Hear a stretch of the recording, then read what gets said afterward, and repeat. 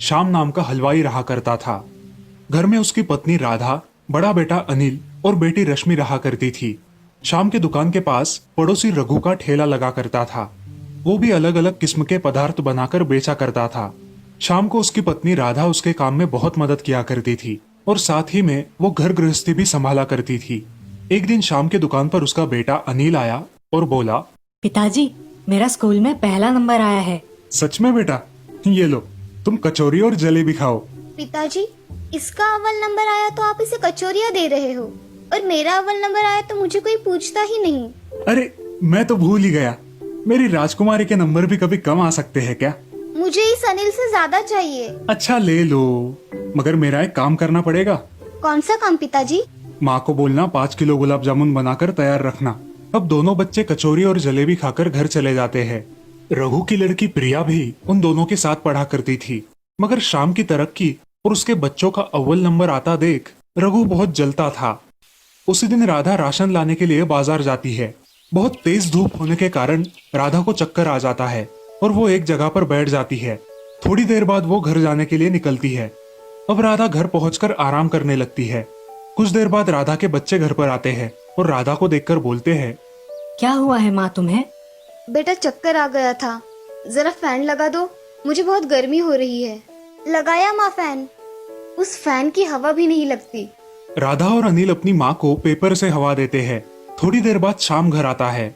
क्या हुआ है तुम्हें राधा, ऐसे लेटी हुई हो? मुझे जरा चक्कर आ गया था, इसीलिए लेटी हूँ। अरे जरा उठो, वो 5 किलो गुलाब जामुन बनाने हैं, चलो। तुम्हें मेरी नहीं, तुम्हें गुलाब जामुन की पड़ी है। ये फैन है कि हवा नहीं फेंकता। तुम्हें बोला तो तुम कूलर भी नहीं ले आते। अरे ठीक है भाग्यवान, कल ही कूलर ले आता हूँ। अगले ही दिन शाम उसके घर एक नया कूलर लेकर आता है। उसकी पत्नी अब खुश होकर उसके दुकान के सारे काम कूलर के सामने बैठकर करने लगी। अब राधा और श्याम बहुत खुश रहने लगे। ऐसे ही एक दिन उनका पड़ोसी रघु उनके घर आता है। अरे तेवर तो देखो इन गरीबों के, कूलर लाए हैं घर में। अरे आओ रघु, कैसे आना हुआ? अरे दोस्त, तुमसे मिलने आया हूँ। अच्छा बैठो, ये लो चाय। धन्यवाद दोस्त, तुम ही मेरे सच्चे दोस्त हो। अरे श्याम, ये इतना महंगा कूलर कैसे लिया तुमने? अरे राधा को काम करने में बहुत कठिनाइयां आ रही थी, इसीलिए कूलर ले लिया। अच्छा, सही किया भाई। चलो मैं चलता हूँ। रघु शाम के घर से निकलकर मन ही मन जलता है और उसे नुकसान पहुंचाने के बारे में सोचने लगता है। अगली सुबह उठकर वो एक मच्छर मारने का स्प्रे लेता है और शाम की बनाई कचौरी और जलेबी पर डाल देता है। हर रोज की तरह लोग उसकी दुकान पर भीड़ करते हैं। बहुत सारे लोग कचौरी और जलेबी खरीद कर खाने लगते हैं। कुछ ही देर बाद लोगों के पेट में दर्द होने लगता है, कुछ लोगों को उल्टियां होने लगती है। अब लोग शाम से सवाल पूछने लगते हैं और गुस्से में आकर शाम को बहुत मारने लगते हैं। लोग शाम की इतनी मार पिटाई करते हैं कि वो सीधा अस्पताल जाता है। कुछ लोग ये खबर राधा को देते हैं। अरे राधा, श्याम भाई साहब को किसी ने बड़ी बेरहमी से मारा है। अब उन्हें सरकारी अस्पताल में भर्ती किया गया है। राधा ये खबर सुनकर बहुत रोने लगती है। उसे समझ नहीं आता कि अब वो क्या करे। राधा सीधे हॉस्पिटल में चली जाती है। अजी, ये क्या हुआ है? आपको गांव के लोगों ने क्यों मारा? श्याम इस सदमे से कोमा में चला जाता है, लेकिन राधा के पास उसका इलाज करने के लिए पैसे भी नहीं होते। अब राधा मायूस होकर घर चली आती है। राधा को देख उसके बच्चे उससे पूछते हैं, माँ, पिताजी कहाँ पर हैं? वो तुम्हारे साथ क्यों नहीं आए? पिताजी को डॉक्टर ने आराम करने को बोला है, इसीलिए वो अस्पताल में आराम कर रहे हैं। अब तुम सब सो जाओ। राधा बच्चों को खाना खिलाकर सुला देती है और रात के समय सोचते सोचते रोने लगती है। तभी एक आवाज आती है, राधा राधा, रो नहीं। कौन है? राधा, मैंने तुम्हें आवाज दिया है। मैं कूलर हूँ, एक जादुई कूलर। पहले रोना बंद करो और बताओ क्या हुआ है।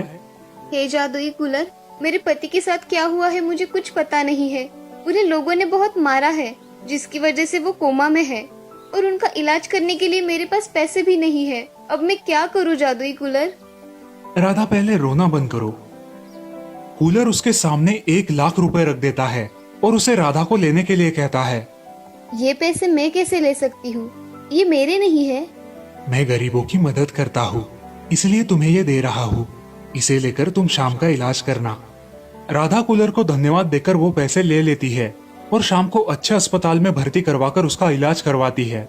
कुछ दिनों बाद शाम ठीक हो जाता है और घर आता है। अब कूलर फिर से उसे 1 लाख रुपए देता है नया धंधा शुरू करने के लिए। मुझे ये पैसे नहीं चाहिए, आपने हमारी जो सहायता की उसके लिए आपका बहुत बहुत धन्यवाद। ये अच्छे काम के लिए है, तुम ले लो। अगले दिन रघु को उस जादुई कूलर की बात पता चलती है और वो उस कूलर को चुराने का विचार मन में लाता है। उसी रात रघु वो कूलर चुरा लेता है और अपने घर ले जाकर छुपा देता है। अच्छा हुआ अब ये कूलर हमारे घर आ गया। अब मैं जितना चाहूँ उतना पैसा कमा सकता हूँ। हे जादुई कूलर, मुझे 1 लाख रुपए दे दे। जादुई कूलर से पैसे मांगते ही उस कूलर से धुआं निकलना शुरू होता है। रघु का पूरा घर धुएं से भर जाता है और उसे सांस लेने में भी तकलीफ होने लगती है। ये क्या हो रहा है? जादुई कूलर से पैसे की वजह धुआं क्यों निकल रहा है? लालची रघु, अगर तुमने खुद जाकर शाम से माफी नहीं मांगी तो मैं तुम्हें जलाकर राख कर दूंगा और तुम्हें समझ भी नहीं आएगा कि क्या हुआ है। मुझे सब पता है कि तूने मच्छर मारने की दवा मिठाइयों पर डालकर लोगों को बीमार किया है। अब तू बताता है या फिर मैं बताऊं? नहीं नहीं, मैं सब सच सच बता दूंगा। मैं माफी भी मांगूंगा। अब रघु शाम के घर कूलर लेकर जाता है और शाम से घटा पूरा किस्सा विस्तार से बताता है। अरे, हमारा कूलर तुम्हारे पास क्या कर रहा है? मैं इसे चुरा कर अपने घर ले गया था और इस कूलर ने मेरी आंखें खोल दी। ये सब मेरा किया कराया है। तू जो चाहे वो सजा मुझे दे सकता है। मगर तूने ऐसा क्यों किया? मैं लालच में आ गया था और तुझसे जलता था, इसलिए मैंने ये कदम उठाया। आज से तेरी मेरी दोस्ती खत्म। शाम पुलिस कंप्लेंट करके रघु को अपने किए की सजा दिलवाता है और अपने घर आए हुए जादुई कूलर का धन्यवाद करता है। हे जादुई कूलर, तुम्हारा बहुत बहुत धन्यवाद। आज तुम्हारी वजह से मेरा घर और मेरी तबीयत सही सलामत है। शाम और उसकी पत्नी उस जादुई कूलर की सहायता से घर के सारे काम करते हैं और इतना ही नहीं, वो गांव के सभी गरीबों की मदद भी करने लगते हैं। इस कहानी से हमें ये सीख मिलती है कि कभी भी किसी की तरक्की से जलना नहीं चाहिए। जो करना है वो अपने बलबूते पर करना चाहिए। जमशेदपुर नाम के राज्य में राम नाम का आदमी अपने परिवार के साथ रहता था। उसकी दूसरी पत्नी रजनी और पहली पत्नी की बेटी राधा और रजनी की बेटी दिशा घर में रहा करती थी। राम कड़ी मेहनत किया करता था। पत्नी रजनी उसकी बेटी दिशा का अच्छा लालन पोषण किया करती थी, लेकिन राधा का हमेशा तिरस्कार करती थी क्योंकि वो सौतेली लड़की थी। ये बात राम की नजर में आती, मगर वो कुछ बोलता तो दोनों के बीच हमेशा झगड़ा हो जाता और ये बात राधा को बिल्कुल पसंद नहीं थी। वो अपने पिता को हमेशा समझाती और उन्हें चुप रहने कहती। आप मेरे साथ हो ना, फिर माँ से क्यों झगड़ा करते हो? अरे, वो तुमसे सौतेला व्यवहार करती है, उसे अकल नहीं है कि तुम कितनी अच्छी हो। आप माँ से लड़ते हो, ये मुझे अच्छा नहीं लगता। अच्छा, नहीं लड़ूंगा, ठीक है। कुछ दिनों बाद राम जंगल में लकड़ियां तोड़ने जाता है। बारिश का मौसम होता है। जंगल जाने के बाद जोर की बारिश होने लगती है, बिजलियां कड़कने लगती है और दुर्भाग्य से एक कड़कती बिजली राम के ऊपर गिरकर राम की मौत हो जाती है। अब उसके परिवार को चलाने के लिए कोई नहीं रहता और सारी जिम्मेदारी राधा के सिर पर आ जाती है। राधा अब घर के सारे काम करने लगी और बाहर कुछ काम मिले तो वो भी करने लगी। इस सब के बावजूद रजनी उससे सौतेला व्यवहार ही करती थी, लेकिन बेचारी राधा चुपचाप घर के सारे काम किया करती थी। काम करते समय अगर उससे कुछ गलती हो गई तो उसकी माँ उसे सजा देती थी। ऐसे ही एक दिन राधा आंगन में काम कर रही थी। उसकी माँ ने उसे आवाज दिया। अरे ओ राधा, कहाँ मर गई? ये काम कौन करेगा? आई माँ। अरे जल्दी आ, क्या कर रही है? हाँ माँ, बोलो क्या काम है? ये यहाँ पड़े कपड़े ऐसे ही पड़े रहने देने वाली है क्या? तुझे कपड़े नहीं धोने हैं क्या? जी माँ, वो रह गया, अभी करती हूँ। राधा अब कपड़े धोने बैठती है और कपड़े धोते धोते बहुत रोने लगती है। कपड़े धोने के बाद वो घर में चली जाती है। घर में जाते ही रजनी उसे बहुत भला बुरा कहती है। इतनी देर काम कर रही हो जैसे तुम्हारी माँ तुम्हें बहुत काम देती है। अब जल्दी जल्दी खाना बनाओ, मुझे बहुत जोरों की भूख लगी है। हाँ माँ, बहुत भूख लगी है, जल्दी खाना बनाओ। अब दिशा और रजनी एक जगह बैठकर गप्पे मारने लगते हैं और कुछ काम नहीं करते। ये सब देखकर राधा को बहुत बुरा लगता है, लेकिन वो अपना काम चुपचाप करने लगती है। ऐसे ही एक दिन राधा आंगन में कुछ लकड़ियां काट रही थी और तभी उसके हाथ में चोट लग गई। वो जोर जोर से रोने लगी। उसकी आवाज सुनकर उसकी माँ और उसकी बहन वहाँ आई। क्या हुआ, क्यों चिल्ला रही हो? उसके हाथ में खून देख दिशा बोलती है। दीदी को कुछ लगा है? अरे कुछ नहीं हुआ है, काम करने में उतनी ही छूट मिल जाती है, इसीलिए ये नाटक कर रही है। और ऐसा कहकर रजनी वहाँ से चली जाती है। लेकिन दिशा उसे हल्दी लगाती है। धन्यवाद दिशा। अब दिशा वहाँ से चली जाती है और राधा अपने माँ की याद निकालकर रोने लगती है। अगले दिन राधा फिर से काम करने लगती है। उसके हाथ में बहुत दर्द होता है, फिर भी वो काम करती ही रहती है। वो कुएं में से पानी निकालने जाती है और गलती से उसके हाथ से बाल्टी पानी में गिर जाती है। जोर से आवाज होती है। वो आवाज सुनकर रजनी बाहर आती है। क्या हुआ कलमुही? अब क्या नुकसान किया तूने? मेरा तो तू नुकसान ही कर रही है। कुछ नहीं माँ, हाथ से बाल्टी गिर गई। और कर नुकसान। जा चल, बाल्टी निकाल कर ला। मुझे तैरना नहीं आता माँ, मुझे डर लगता है पानी से। मैं नहीं जाऊंगी। तू मुझे क्या पागल समझी है क्या? राधा बहुत रोने लगती है।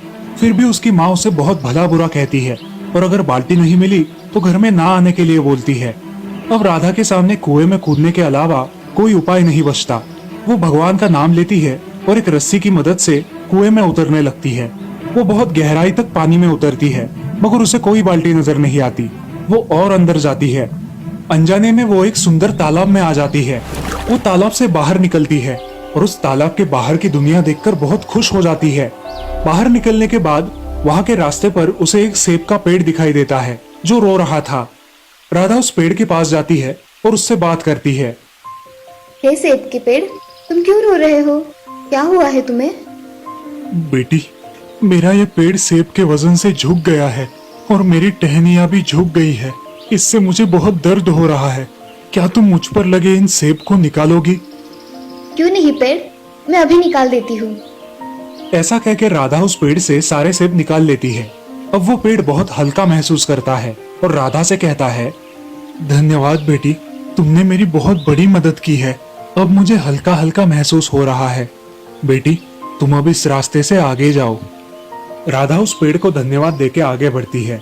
आगे बढ़कर उसे एक गाय दिखाई देती है जो लंगड़ कर चल रही थी। वो गाय लंगड़ते हुए उसके पास आई और राधा से कहा, बेटी, क्या तुम मेरी थोड़ी मदद कर दोगी? हाँ करूँगी ना, बताओ क्या मदद करूँ मैं आपकी? मेरे पैर में कांटा चुभा है, क्या उसे निकाल दोगी? बहुत मदद होगी तुम्हारी। हाँ, मैं निकाल देती हूँ। राधा गाय के पैर से कांटा निकाल देती है। कांटा निकालते ही गाय को बहुत अच्छा लगता है और गाय उसे आशीर्वाद देती है। मुझे मदद करने के लिए धन्यवाद। बेटी, अब तुम आगे जा सकती हो, पर अगर तुम्हें कोई भी जरूरत हो तो तुम मुझे आवाज लगा देना, मैं आ जाऊंगी। अब राधा उस गाय के बताए मुताबिक एक पहाड़ी पर चढ़ने लगती है। चढ़ते चढ़ते रास्ते में उसे एक जंगल लगता है जहाँ बहुत सारे पशु पक्षी होते हैं। तभी एक चिड़िया उसके कंधे पर आकर बैठती है और उससे बातें करने लगती है। लड़की, तुम कहाँ से आई हो और यहाँ क्या कर रही हो? कुएं में मेरी बाल्टी गिर गई थी, इसीलिए उसे लाने के लिए मैं पानी में कूद गई और यहाँ आ पहुँची। यहाँ की दुनिया तो बड़ी ही अनोखी है। यहाँ के सारे प्राणी बोलते हैं क्या? हाँ, यहाँ के सारे जानवर बोल सकते हैं और अपने मुताबिक जी भी सकते हैं। इस जंगल को भगवान का आशीर्वाद मिला है। तुम अब आगे जाओ। ठीक है। अब चिड़िया जैसा बताती है वैसा ही राधा करती है। आगे जाकर उसे एक झोपड़ी दिखाई देती है जो घास से बनी हुई थी। राधा उस झोपड़ी के पास जाती है और उसका दरवाजा ठकठकाती है। तभी अंदर से एक बूढ़ी दादी बाहर आती है। तुम कौन हो और यहाँ कैसे आई? मैं इस जंगल में तालाब से आई हूँ और मुझे बहुत भूख भी लगी है। क्या आप मुझे कुछ खाने को दोगी? मैं तुम्हें खाना दूंगी, मगर उसके बदले में तुम्हें मेरा एक काम करना होगा। कौन सा काम करना होगा मुझे? तुम्हें घर की साफ सफाई करनी होगी और साथ ही साथ खाना भी बनाना होगा। हाँ, मैं कर लूंगी दादी, मुझे ये सारे काम आते हैं। दादी, मैं ये सारे काम करूंगी। दादी उसे खाने के लिए खाना देती है और राधा अब दादी के साथ ही उस झोपड़ी में रहने लगी। वो घर के सारे काम करने लगी और दादी को भी उससे लगाव होने लगा। ऐसे ही एक दिन राधा जंगल में घूम रही थी। वहाँ उसे एक सुंदर राजकुमार दिखाई दिया और देखते ही उसे वो पसंद आ गया। अब राधा बस उस राजकुमार के ही सपने देखने लगी। क्या सोच रही हो बेटी? तुम कुछ खोई खोई सी हो। दादी, आज मैंने जंगल में एक राजकुमार को देखा जो बहुत ही खूबसूरत है। बेटी, वो इस राज्य के राजा का बेटा है। वो बहुत ही दयालु और दिलदार है। कुछ दिन बीत जाते हैं। एक दिन राधा को अपने माँ की बहुत याद आने लगती है। वो ये बात दादी को बताती है और दादी उसे एक झरने के पास लेकर जाती है। राधा बेटी, तुम इस झरने से तुम्हारे घर पहुंच जाओगी। ये लो तुम्हारी बाल्टी। ये तो सोने से भरी हुई है। राधा झरने के नीचे खड़ी रहती है और उसके बदन पर सोने के आभूषण आ जाते हैं। दादी ये किसके लिए है? ये सब तुम्हारे लिए है। अब ये झरना तुम्हें तुम्हारे घर तक ले जाएगा। ऐसा कहते ही राधा वहाँ से गायब हो गई और अपने माँ के घर लौट आई। माँ, माँ देखो, ये तो राधा है ना? इसके बदन पर कितने आभूषण है, देखो, सब सोने के लगते हैं। रजनी भी वहाँ आ जाती है और राधा से पूछताछ करती है। राधा सब सच बता देती है। अब उसकी माँ लालच में आकर अपनी बेटी दिशा से कहती है, बेटा दिशा, तू भी उस कुएं से उस जंगल में जा और जल्दी से सोना लेकर आ। जी माँ, अभी जाती हूँ। अब दिशा उस कुएं में कूद जाती है और तालाब से बाहर निकलती है। वो राधा ने बताए हुए रास्ते पर चलने लगती है। उसे भी रास्ते में वो सेब का पेड़ दिखाई देता है। बेटी, मेरे पेड़ के सेब निकाल दोगी? मुझे सोना चाहिए, मैं तुम्हारे पेट के सेब तोड़ने नहीं आई हूँ। ऐसा कह के दिशा उस पेड़ को वैसा ही छोड़ के आगे चली जाती है। अब आगे उसे रास्ते पर वो लंगड़ी गाय मिलती है। गाय उससे कहती है, बेटी, क्या तुम मेरी थोड़ी मदद कर दोगी? मैं यहाँ तुम्हारी मदद करने के लिए नहीं आई हूँ, मैं यहाँ सोना लेने आई हूँ। ऐसा कह के दिशा वहाँ से भी चली जाती है। आगे जाकर उसे वो घना जंगल लगता है और उसके कंधे पर वही चिड़िया आकर बैठती है। दिशा गुस्से से उस चिड़िया को पकड़कर फेंक देती है, जिसकी वजह से वो जख्मी हो जाती है। चिड़िया उससे कहती है, घमंडी लड़की, तूने मुझे जख्मी क्यों किया? मैं यहाँ तुम्हें जख्मी करने या तुमसे बात करने नहीं आई हूँ, मैं यहाँ सोना लेने आई हूँ। ऐसा कह के दिशा आगे चली जाती है। अब उसे पहाड़ी पर वो झोपड़ी दिखाई देती है। वो जल्दी जल्दी में उस झोपड़ी के पास जाती है और दादी को आवाज देती है। दादी, ओ दादी, कहाँ हो आप? अब दादी झोपड़ी से बाहर आती है और उसे देखकर बोलती है, कौन हो तुम बेटी? मैं राधा की बहन हूँ दादी, मैं यहाँ सोना लेने आई हूँ। अरे तुम राधा की बहन हो? आओ, अंदर आओ। नहीं दादी, मैं यहाँ रहने नहीं आई हूँ, मैं यहाँ सोना लेने आई हूँ। अरे राधा ने मेरे घर के सारे काम किए थे। मुझे वो सारे काम नहीं आते, मुझे सिर्फ सोना चाहिए। आप मुझे जल्दी से सोना दे दो, मुझे मेरे माँ के पास भी जाना है। तुम्हें बहुत जल्दी है जाने की। अच्छा तुम ऐसा करो, तुम मेरे साथ आओ और इस झरने के नीचे खड़ी रहो। दादी जैसे कहती है वैसा ही दिशा करती है और झरने के नीचे जाकर खड़ी हो जाती है। तभी झरने का पानी दिशा के शरीर पर पड़ने लगता है और दिशा का रंग पूरा काला हो जाता है। अब वो उसका रंग देखकर दादी से बोलती है, दादी, झरने के पानी से मेरा रंग काला क्यों हो गया? मुझे सोना चाहिए, ये काला रंग नहीं। जिसका मन जैसा, ये झरना उसको वैसा ही फल देता है। राधा का मन साफ था, इसलिए उसको सोना मिला, और तुम सिर्फ अपने ही बारे में सोचती रहती हो, इसलिए तुम्हें इस जादुई झरने ने काला रंग दिया है।